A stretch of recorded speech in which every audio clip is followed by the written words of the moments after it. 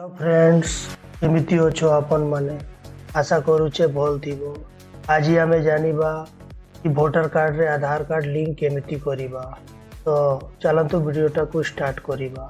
एमिति वीडियो रो अपडेट पाइबा पाई सब्सक्राइब करंतु ओडिया टेक चैनल को और पाखरे थिबा घंटी चिन्ह को तोरे प्रेस करी ऑल नोटिफिकेशन करि दियंतु। प्रथमे आमे क्रोम ब्राउजर टा को ओपन करि नेबा।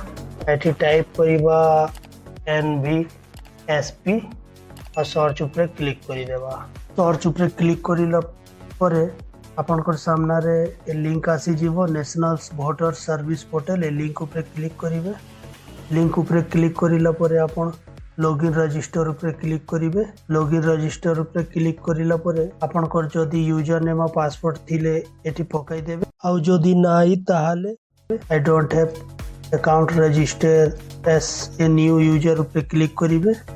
न्यू यूजर उपरे क्लिक करिला परे आपण एटी गोटे मोबाइल नंबर पकाई देबे। आई कैप्चा को एटी फिल करि नेबे। सेंड ओटीपी उपरे क्लिक करिवे। थरे थरे कैप्चा भूल हो जाए करबा किछि नै। आउ थरे कैप्चा फिल करि नेबा। कैप्चा को फिल करि नेबे और सेंड ओटीपी उपरे क्लिक करिवे। आपनकर मोबाइल रे गोटे ओटीपी आसी जीवो।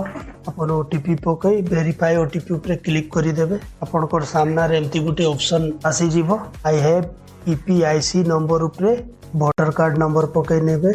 ईपी वोटर कार्ड नंबर को कहा जाए। एठी अपन चाहले गोटे ईमेल आईडी पकई नेबे। आई पासवर्ड बने नेबे गोटे।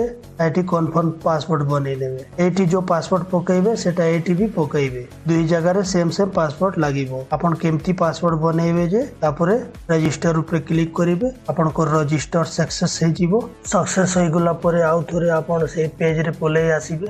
एई पेज रे आसी जीवे। पेज रे आसीला परे अपन लॉगिन रजिस्टर उपरे क्लिक करिवे। एठी अपन यूजर नेम जो मोबाइल नंबर अपन देथिले बने यूजर नेम बनेला बेले सेटा एठी पकई देबे। पासवर्ड टा भी पकई नेबे। कैप्चा को एठी फिल करि नेबे। आपण चाहिले कैप्चा को चेंज भी करि पारबे। आपण जोटा सिंपल आपन को लागिवो से कैप्चा आपण रखि नेबे और लॉगिन ऊपर क्लिक करि देबे। लॉगिन हैला परे आपण को सामना रे पेज ओपन हे जिवो। पेज रे आपण फॉर्म्स ऊपर क्लिक करिला परे आपण फॉर्म 6B रे क्लिक करिवे। 6B रे क्लिक करिला परे आपण को सब डिटेल एठी आसी जिवो। तलो को आसला परे आपण को एठी गुटे मोबाइल नंबर फिल करिबा को पड़िबो। आपण को जदी आधार कार्ड अछि बेले आई हैव आधार नंबर ऊपर टिक रखिबे। जदी आपनकर पाखे आधार कार्ड नै बेले एठी टिक करी आपण एठू डॉक्यूमेंट सिलेक्ट करि पारबे। आपनकर कोन अछि पैन कार्ड अछि, ड्राइविंग लाइसेंस अछि, हेल्थ इंश्योरेंस अछि, पेंशन डॉक्यूमेंट अछि। तो हमर पाखे रे आधार कार्ड अछि। हम आधार नंबर फिल करी करू। तापर आपण एठी प्लेस पकई नेबे। प्लेस पकईला परे आपण चाहिले कैप्चा को चेंज भी करि पारिबे और प्रीव्यू ऊपर क्लिक करि नेबे। प्रीव्यू ऊपर क्लिक करिला परे आपण को सब डिटेल एठी आसी जीवो। डिटेल को संशोधन भी करि पारिबे बैक करी। आ जदी आपण को सब किछि भल ते सबमिट ऊपर क्लिक करि नेबे। सबमिट करला परे आपण को सामना रे रिफ्रेश आईडी आसी जीवो। ए रिफ्रेश आईडी को आपण ट्रैक करि पारिबे। तो आपण एठो स्क्रीनशॉट नै जाओ नहले आपण सेव करी रखि पारिबे। तापरे आपण को आउ थोरे NVSP पोर्टल रे विजिट करबा को पड़िबो। तापरे ट्रैक एप्लीकेशन स्टेटस ऊपर क्लिक करंतु।